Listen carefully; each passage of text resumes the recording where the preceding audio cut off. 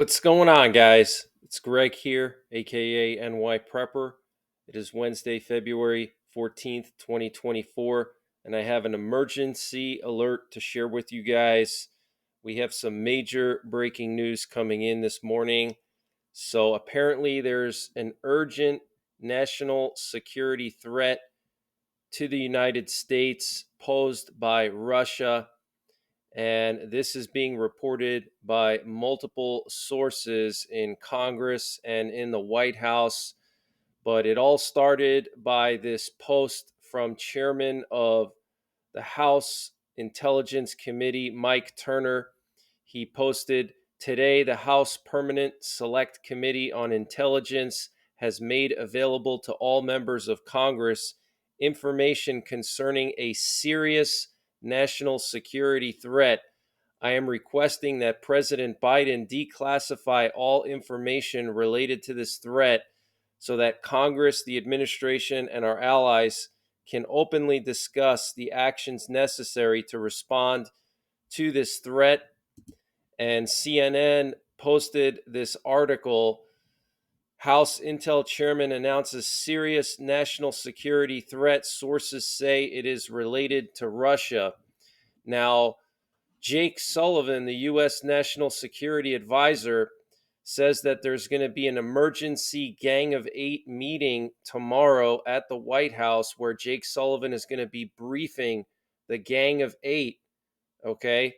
Now, the Gang of Eight includes the leaders of each of the two parties from both the Senate and the House, and the chairs and ranking minority members of both the Senate Committee and House Committee for Intelligence. Okay, so this is very, very serious, guys. Some type of destabilizing national security threat from Russia. And U.S. National Security Advisor Jake Sullivan will be briefing the Gang of Eight tomorrow at the White House in an emergency meeting. Okay, we have some other nuggets of information here from CNN and various sources. And apparently, the chairman of the House Intelligence Committee, Mike Turner, said that the security threat is connected to Russia. Okay, so this was reported by CNN. Okay, so this has been confirmed by CNN.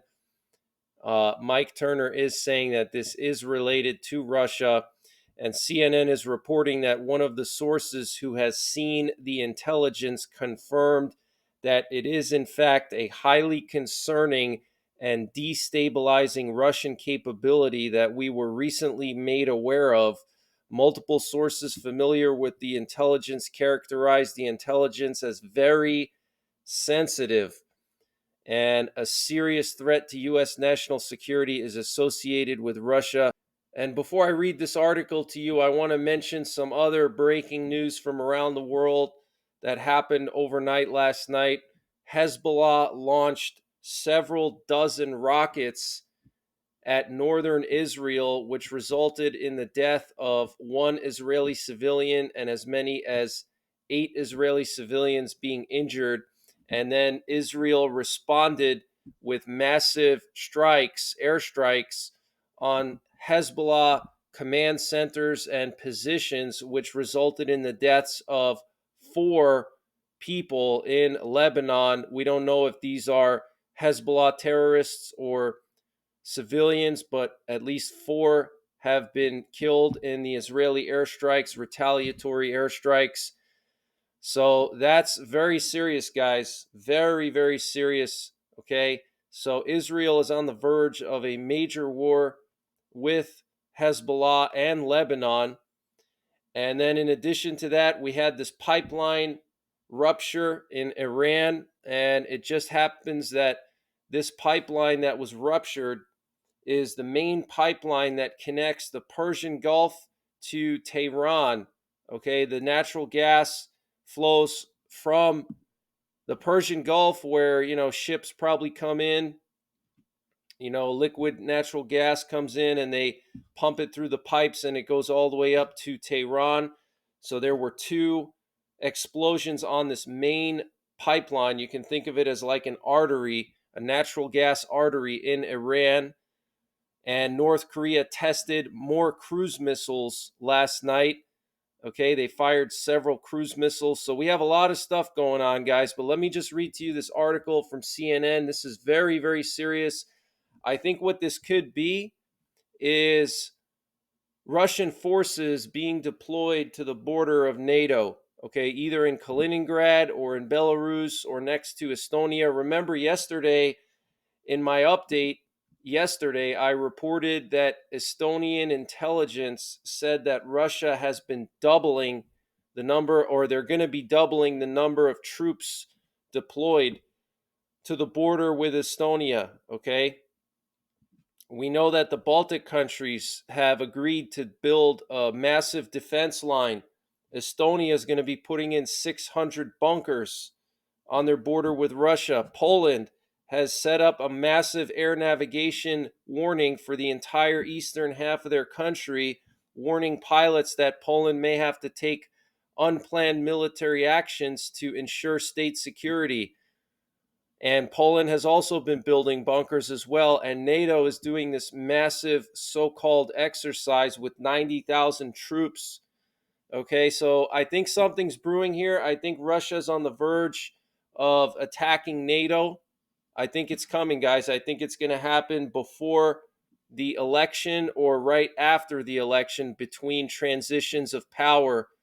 Okay, during the transition of power between Biden and Trump.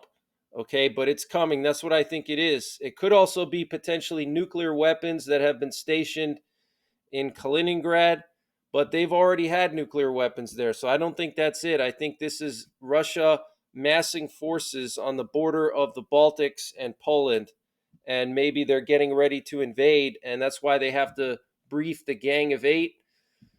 So let me read this to you from CNN. House Intelligence Committee Chair Mike Turner has made intelligence around a serious national security threat available to all members of Congress to review. Two sources familiar with the matter and a U.S. official tell CNN the threat is related to Russia. Multiple sources familiar with the intelligence characterize the intelligence as very sensitive. Earlier Wednesday, Turner sent his congressional colleagues a letter saying the urgent matter is with regard to a destabilizing foreign military capability. One of the sources who has seen the intelligence confirmed that it is in fact a highly concerning and destabilizing Russian capability that we were recently made aware of.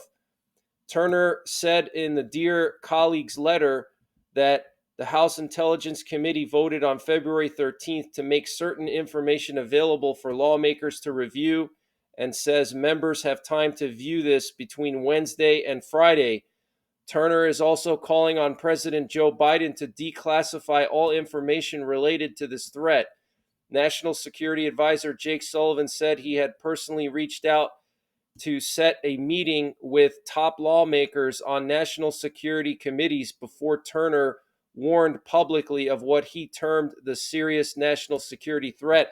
So Jake Sullivan, our national security advisor, said he personally reached out to top lawmakers on national security committees, okay, before Mike Turner sent out this letter. So very concerning, guys. I reached out earlier this week to the Gang of Eight to offer myself up for a personal briefing to the Gang of Eight. In fact, we scheduled a meeting for the House members of the Gang of Eight tomorrow, Sullivan said from the White House. That's been on the books, so I'm a bit surprised that Congressman Turner came out publicly today in advance of a meeting on the books for me to go sit with him alongside our intelligence and defense professionals tomorrow. Sullivan said he remained focused on sitting down with Turner on Thursday for the meeting. He declined to elaborate on the nature of the threat. I'm not in a position to say anything further from this podium at this time, he said. He emphasized the Biden administration has gone further and in more creative, more strategic ways dealt with the declassification of intelligence in the national interest of the United States than any administration in history. So you definitely are not going to find an unwillingness to do that when it's in our national security interest to do so. Okay, so very serious situation, guys. Very, very serious. And right now, as of 1:24 p.m. Eastern Time, we currently have one U.S. nuclear war command and control plane up in the air, which is not a lot. Considering this information, you would likely see probably 3, 4, or 5 of these in the air today, unless they're flying with their transponders off. So I'll definitely keep you guys updated, and I will go live 24/7 if I have to. When things escalate, I will be bringing back live streams very soon. The U.S. Teddy Roosevelt Carrier Strike Group was spotted leaving Guam today. This would be the fourth carrier strike group deployed to the Western Pacific. And this update was sponsored by My Patriot Supply. Guys, My Patriot Supply is doing a discount on their 1 month emergency food supply. And to get the deal, you got to go to preparewithnyprepper.com, and the link is in the description below this video. This is a 1 month freeze dried food supply. It has a 25-year shelf life. Normal price is $237. They've dropped it down to $177. So that's a savings of $60. And it's all packed within 2 rugged, water resistant buckets. Free shipping is included. $177 for 1 month of food. Where are you going to find a deal like that? They also have a general store, and they're always running discounts in their general store on various prepping and survival items. They have everything from MREs, potassium iodide, to survival seeds. And to get to their general store, you got to click on the My Patriot Supply logo at the top of the page when you get to preparewithnyprepper.com. And you'll see when you get there, they have everything you can imagine. So use the link preparewithnyprepper.com to get $60 off the My Patriot Supply 1 month emergency food supply. That's $180 for 1 month of food, free shipping included. The link is in the description below this video. And also check out their general store. They have everything you can imagine prepping and survival related, and they're always running various discounts there. And here we have a satellite picture showing the USS Teddy Roosevelt leaving Guam and heading west. Okay, so the fourth carrier strike group to be deployed to the Western Pacific, guys. That is a massive amount of firepower. Okay, massive. And we know that South Korea, the US, and Japan have been practicing delivering nuclear weapons on North Korea since last winter. Okay, so for the past year, South Korea, the US, and Japan have been practicing a massive strike on North Korea. Okay, so something's brewing here, guys. And we also have this pipeline that's been in flames in central Iran. And the section of the pipeline that exploded is the main artery carrying natural gas from Persian Gulf refineries towards all major cities in Iran, including Tehran. And Iran is now blaming this on a sabotage attack from Israel. They're saying Israel conducted a sabotage attack. Okay, and apparently the pipeline was ruptured in 2 locations. And this is the latest video footage that we have coming in. Okay, so this is very serious, guys. Very, very serious. Iran is definitely going to be looking at retaliating somehow. And remember, yesterday I reported that Iran practiced a massive missile strike on an Israeli F-35 base. They set up targets in the Iranian desert, and they launched missiles from containers in the ocean and also from land at this base. Okay, so very, very concerning, guys. And this is the approximate location of where the pipeline was ruptured. So as you can see, you have this one main pipeline that goes from Tehran down to the Persian Gulf. And it was basically ruptured right in the center of Iran. Okay, so now natural gas going to Tehran it's not going to be flowing anymore, okay, to Tehran because of this rupture. So I don't know where they're going to get their gas from, but there's not going to be as much gas flowing through that now. We also have some breaking news coming from Ukraine. Ukraine sunk another Russian warship. Okay, this was last night. Here we have a picture. You can see this massive plume of smoke coming out from the ocean here. And we actually have some video footage that was released by the Ukrainian military. The Ukrainian military is claiming responsibility for this operation. And in this video, you can see 2 or 3 kabooms. There's one right there. They hit this Russian warship with naval drones. Okay. And this was a Russian Rapucha class amphibious assault ship. So this is the 4th Russian warship that was sunk by the Ukrainians. And what's interesting is I told you guys last night in my update when Forte 12 was up in the air flying in the Black Sea, I told you guys that something was about to happen, that there was going to be some kind of a strike by Ukraine on Russia, okay? And this is why you got to trust what I say, because I've been following breaking news for several years. I know what to look for. Okay, I have experience in this part of the world covering these events.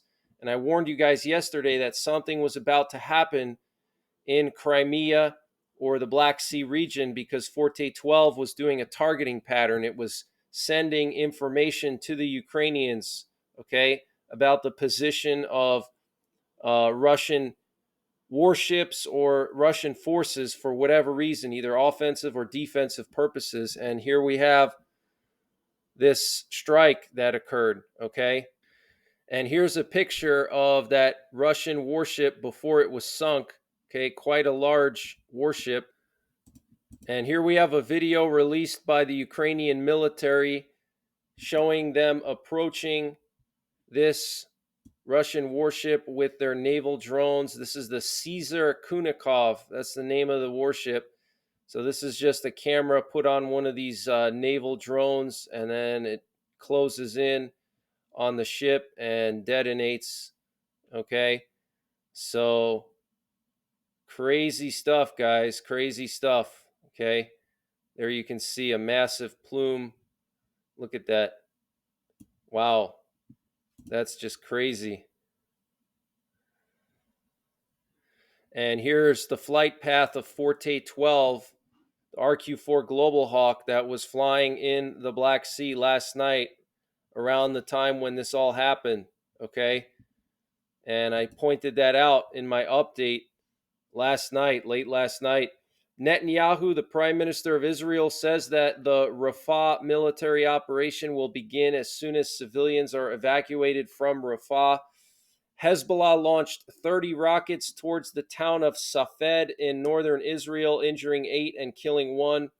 One of the rockets targeted a hospital in Tzavat, okay, the Ziv hospital in Tzavat. Israeli media reported that today's incident in northern Israel marks the most serious escalation since the war's outbreak on the Lebanese border. The situation in Safed, with unprecedented rocket fire towards a relatively distant area from the border, is described as exceptionally severe. Apparently, some of these rockets were aimed at the northern command of the Israeli military, the Meron Air Base, and a military base in Safed. The Israeli Air Force responded with dozens of airstrikes a few hours later on various Hezbollah facilities. Lebanese media is reporting that 4 people have been killed and 11 injured in the Israeli retaliation. We don't know if those are military or civilian casualties. And Hashim Safi al-Din, the head of the Hezbollah Executive Council, just stated regarding the mass Israeli airstrikes that today's aggression in southern Lebanon cannot pass without a response.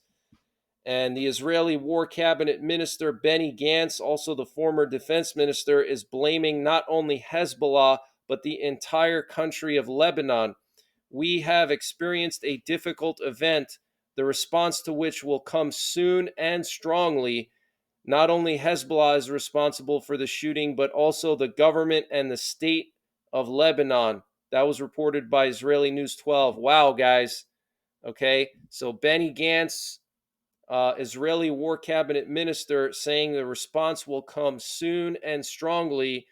And not only Hezbollah is responsible, but also the government and the state of Lebanon. So that means they may try to do potentially a regime change in Lebanon. Who knows?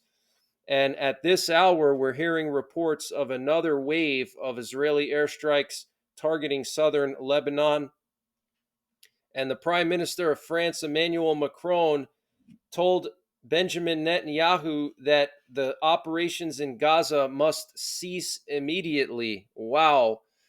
And North Korea fired multiple cruise missiles off its east coast on Wednesday, the Yonhap news agency said, citing South Korea's military. The South Korean Joint Chiefs of Staff said our military detected several unidentified cruise missiles in the waters northeast of Wonsan around 9 a.m. local time. And South Korean and U.S. intelligence authorities are currently conducting a detailed analysis. So this is the approximate location where North Korea fired these cruise missiles. Okay, and what's interesting is I also told you guys that there was a lot of unusual U.S. reconnaissance activity in South Korea last night, and now we know why. Okay, here was a U.S. Marine Corps VIP plane that went from Okinawa to South Korea yesterday evening, and I reported on this in my update yesterday. I told you guys that this was extremely concerning to see one of these planes going to South Korea. It means that something very serious is about to go down. Okay, and then we also had all this activity last night as well. We had an RQ-4 flying around Japan and an aerial refueler. And then there was also a U.S. Army reconnaissance plane flying along the east coast of South Korea. So the U.S. military was definitely aware that a launch was imminent. Okay, we have this video coming out of Russia near Krasnodar. This is not far from Crimea. This is that giant apartment building that had its roof catch fire yesterday, and now you can see the fire has spread, and basically the entire top floor of the building has burnt. But I think this is definitely from a Ukrainian drone. I can't see why a random apartment building would suddenly have its roof catch fire. I mean, I guess it's possible, but this is like the second roof of an apartment building that caught fire in Russia in the last few days. Here we have some video footage of the leader of Hamas, Yahya Sinwar, walking through the tunnels underneath Gaza, okay? And this was released by the Israeli military. So this guy right here, this is Yahya Sinwar, the leader of Hamas, okay? So Israel is right on his tail. They're going to capture him very soon, I believe. Okay, very soon. And we also have some breaking news coming in from Britain. Apparently, hundreds of British Army vehicles are heading to Poland as NATO forces stage their biggest operation since the Cold War in preparation for a possible conflict with Russia. This was reported by the UK Daily Mail. So hundreds of British Army vehicles heading to Poland. Okay, and Poland has already warned their citizens that there's going to be all kinds of military vehicles moving on Polish highways over the next few months. Okay, and the U.S. ambassador to NATO said Tuesday she does not expect Ukraine will be invited to join the NATO alliance at the upcoming July summit, despite its urgent membership bid following Russia's invasion. As for the summit this summer, I do not expect the alliance to issue an invitation, U.S. envoy Julianne Smith told journalists. Okay, so no NATO membership for Ukraine this summer. And U.S. Secretary of Defense Lloyd Austin was discharged from Walter Reed Medical Center on the advice of his doctors.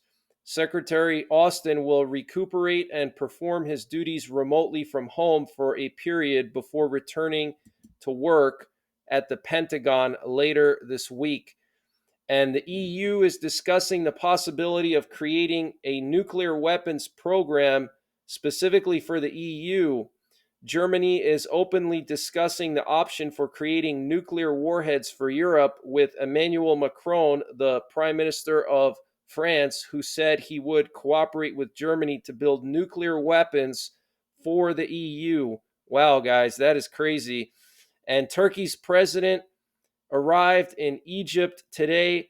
This is the first official visit by a Turkish president in over a decade, and it comes on the eve of the Israeli military operation in Rafah. There was a 6.0 magnitude earthquake in central Chile last night, and the former Turkish army chief Hulusi Akar said that the Third World War has already begun. And Estonia announced that they're going to be closing their border entirely with Russia. This was announced by the Estonian border guard yesterday. Okay, so yesterday, Estonian intelligence said that Russia was doubling the number of troops on their border. Now they're going to be shutting their border down entirely, just like Finland. Finland has shut down their entire border with Russia. So something's brewing, guys. They don't want you to know about it, but I think Russia is going to launch a surprise attack on the Baltics, maybe Poland, maybe the Suwalki Gap. I don't know, guys. And Polish farmers are planning to completely block the border with Ukraine starting February the 20th. And in what may be the first of its kind, Chinese scientists have unveiled a new Stirling engine powered high power microwave weapon, marking a significant leap in directed energy warfare technology with possible applications in urban warfare scenarios. China claims that it is the world's first openly reported high power microwave weapon based on Stirling engine technology. The South China Morning Post states that the intensity of its continuous steady state magnetic field reaches 68,000 times that of Earth's magnetic field, or close to half of the magnetic field strength of the Large Hadron Collider in Europe. So, half the strength of the giant collider in Switzerland, which many people think is an opening to hell, a gate to hell. And Putin says Russia is close to creating cancer vaccines. This is being reported by Reuters. So that's some of the latest breaking news. I'll be back later on this evening with more. So make sure you're subscribed. Hit the notification bell down below so you get notified when I post these updates. And until then, happy Valentine's Day. Take care. God bless. And don't forget the 3 Ps: prepare, practice, and persevere.